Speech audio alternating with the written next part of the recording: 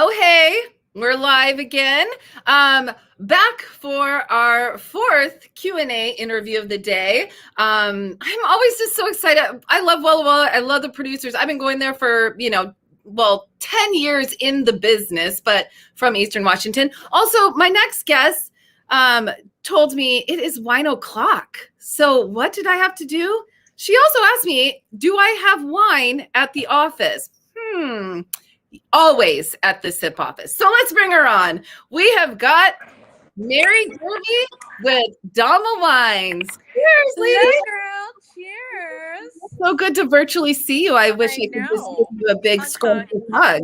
Yeah, it's been a long time. It's been a Totally. long year. Yes, it has been a long year. But I mean, the clouds are parting. Life is starting to get back to normal. So it's feeling that way every day. Yeah. Well, I have to tell you, I was in Walla Walla about a month ago, and I felt like, and everybody was vaccinated already over there, right? Because it's a small town. I love our little town where we were so progressive and aggressive on getting the vaccines out. Yeah. I mean, it was literally the first time I felt like things are starting to feel like they are going to go back to normal because people were out and, also still very respectful. They were wearing masks and stuff, so it's just, you do your part. And I keep saying this, but be a good wine steward. So, we're all going through things. So we kind of are doing this on the fly because Mary originally was going to do a live broadcast today. And then she's like, wait, I don't want it to just be me. And I was like, well, let's have a little I'd rather talk to a girlfriend. Totally. So Mary, first of all, we will give people a little sneak peek into the tasting room because it's one of my favorites that are in downtown. You are sitting right on Main Street. Tell us a little bit about DAMA Wines. Well, Dama, as you may or may not know, means woman or lady in Spanish. So we have always been a woman-owned winery, and this past year we became a certified woman-owned business, which is pretty awesome. A lot of paperwork, a lot of time and energy to go that direction, but we did it. Worth it. Yeah. I want to do that. I honestly didn't know there was an actual certification, which you are female-owned and run. Yes, there is no male money involved. And we had to prove that. It's kind of crazy. Anyway, but yes, we are certified. I don't know what will end up that being for us, but doesn't matter. Feels good.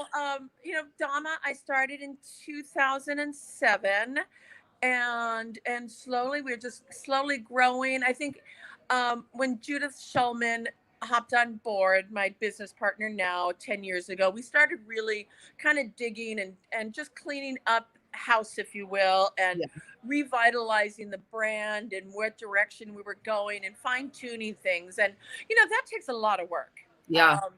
And sometimes you don't always see eye to eye with your business partner, and there's a lot of things you just kind of grow and learn about each other, and as business people and a winemaker and all that. So I feel like we're finally now kind of hitting our stride, and like really things are clicking and moving, and I feel like our wines are just really at a great point and really being what I want them to be.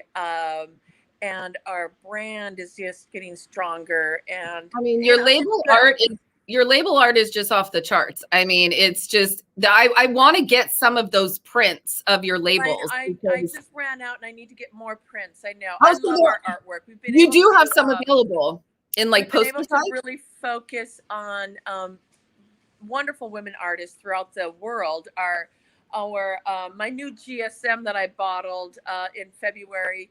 The artwork is from a woman that lives in Amsterdam. I'm really excited about her piece. Then a couple pieces are from friends of mine that I've known for 25 years. And we've just found things that speak to us as women business owners and as artists, and something that speaks to the wine as well. I always try to connect the dot to what the wine is all about as well.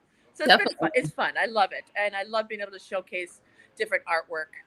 I love it. What are you, besides your whites and rosé, which we'll talk about, what are you pouring right now for reds? Like what vintage?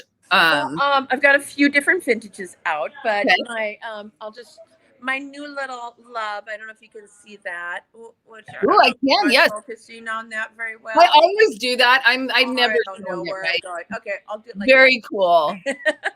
So that is my new GSM, a Grenache blend, Grenache Syrah Mourvedre from Lonesome Springs Vineyard over by Benton City. It's a 2019 vintage. Oh, nice. And I bottled that in February and kind of early releasing it here.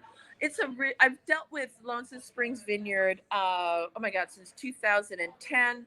Sometimes doing a GSM blend or just doing a Grenache, 100% Grenache, and also 100% Syrah.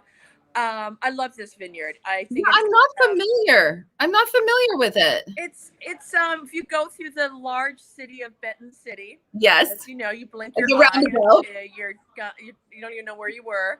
Yeah. You kind of follow the river, and then you head into the orchard area. So Oh, it okay. used to be apple and orchards and cherry orchard, and it's been a vineyard I think for I think about 20 years now. Wow. And I like the style of fruits that I get there from, especially for my Grenache and Syrah. It's always very floral and really pretty. So is it a true GSM? Is it heavy Grenache, then Syrah, then Mourvedre? Exactly. Yeah. Okay. So I got to look at because I can't remember. It's 46 Grenache, 39 Syrah, and 15 Mourvedre. Nice. Yeah. I always love it when you see something and it is MSG.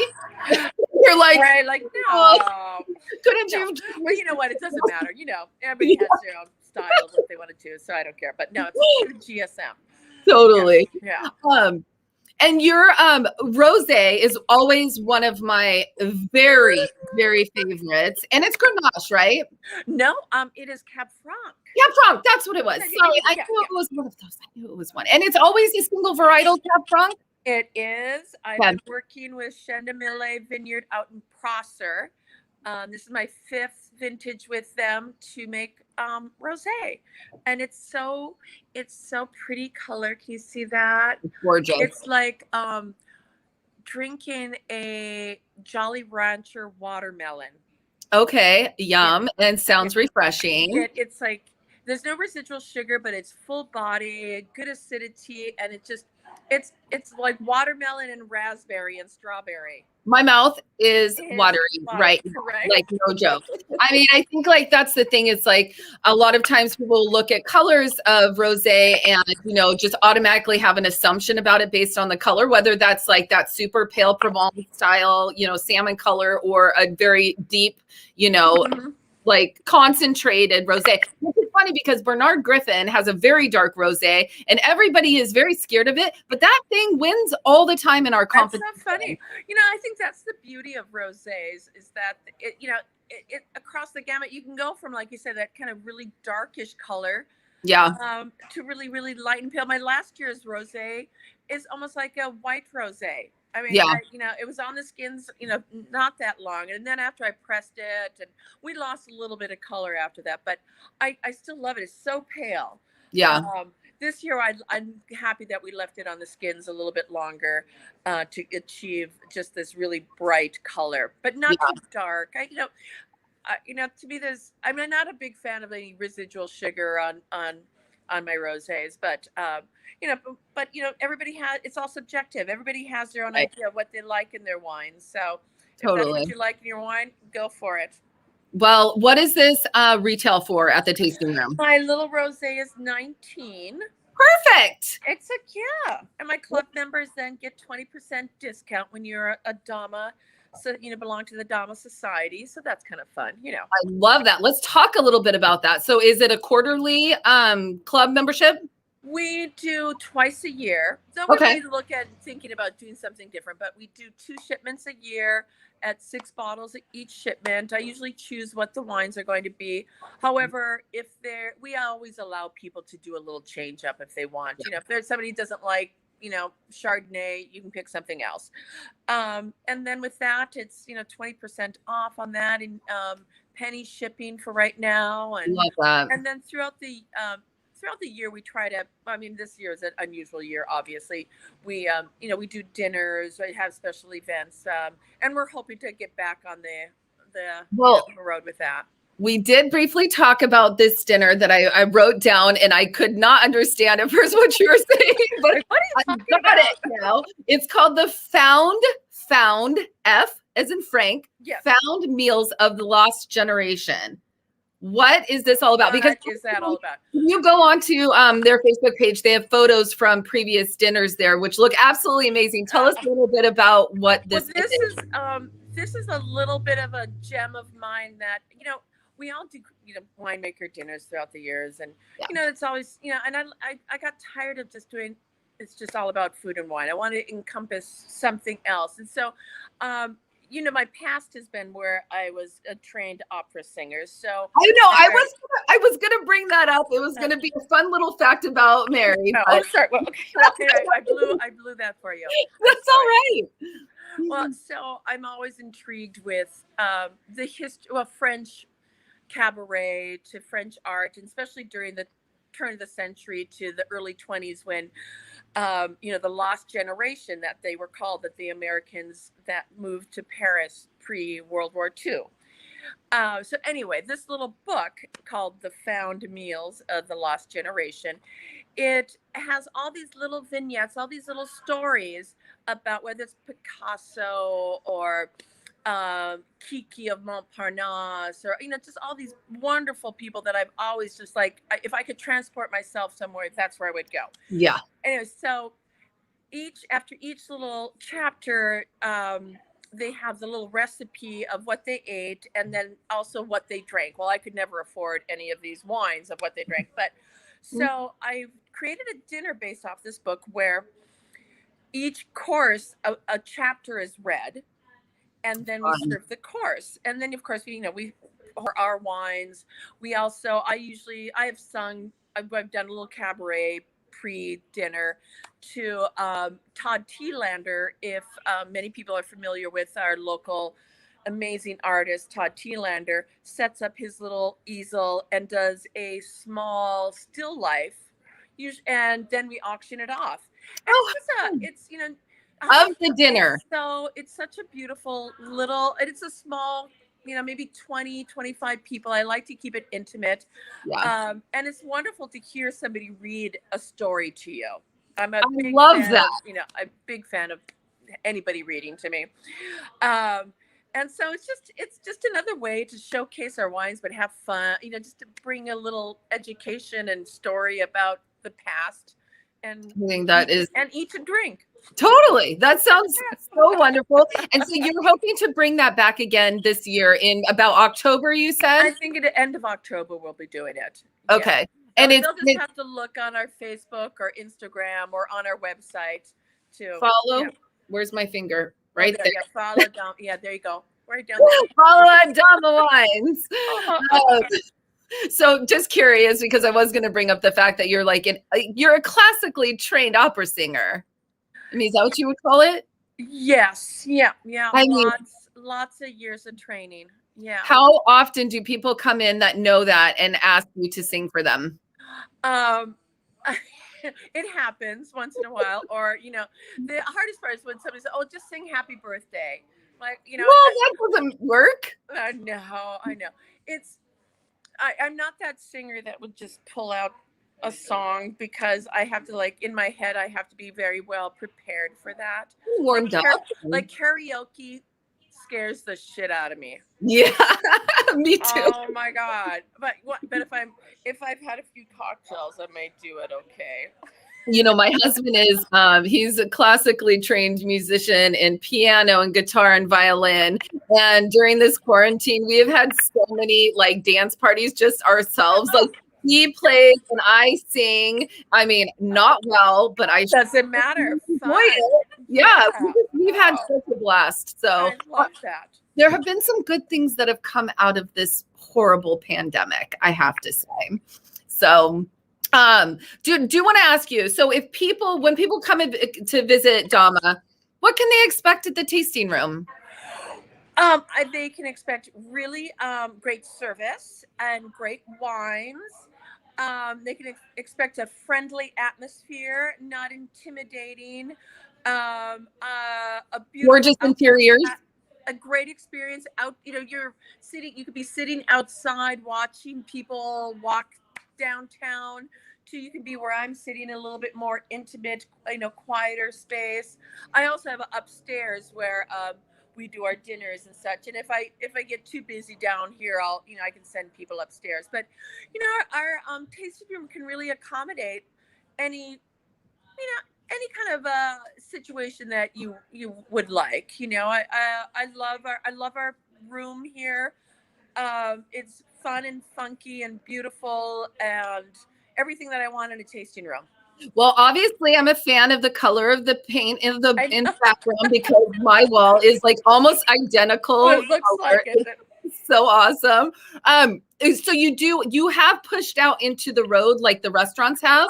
We have not, just because I do have I have a nano door, like a sliding door that I can open all the way. So my tasting room, and then so I have a small patio that fits about 3 tables, and then I have a bar area where I can have a few stools out there. So so you can kind of be indoor and outdoor, which I love. Like right now, it's perfect weather where all our doors are open. Yeah, it's just so nice. Yeah, I mean, it's even so nice here in Seattle. I would be taking this from the dock, but the Wi-Fi doesn't work all that well, so it's kind of a bummer. That's a bummer. So as far as like reservations, are you accepting walk-ins or reservations recommended or required?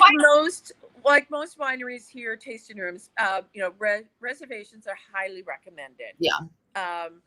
Though I think most of us are also leaving, a certain amount of space for walk-ins, and we, especially being downtown, I like to make sure that we have, a few tables or available for walk-ins, because people do just wander about down here. But I would say if you want to visit DAMA or whatever tasting room, and you want to make sure that you're there on a Saturday, it's wise to call that tasting room or go on their website. Most of us deal with some type of reservation system. Yeah, that's awesome.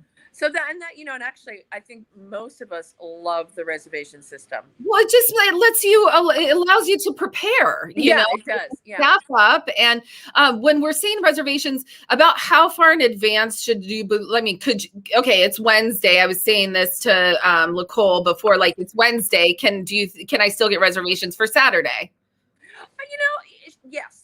Okay. I mean, if it was like, a big wine weekend, I would say it would be hard to get a reservation on a Saturday if it was like spring release or whatever, one of the big wine weekends.